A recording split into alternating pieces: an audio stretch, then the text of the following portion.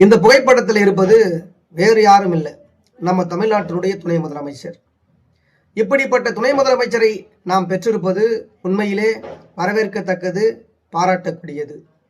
ஏனென்று சொன்னால், அவர் தமிழ்நாட்டினுடைய துணை முதலமைச்சராக பொறுப்பேற்ற பிறகு அனைத்து தரப்பு மக்களும் பயன்பெறக்கூடிய வகையில் இவருடைய செயல்பாடுகள் அமைந்திருக்கின்றது. மழை என்றாலும் வெயில் என்றாலும் களத்தில் மக்களோடு மக்களாக துணை நின்று அவர்களுக்கு பாதுகாப்பாக இன்றைக்கும் நின்று கொண்டிருக்கின்றார்.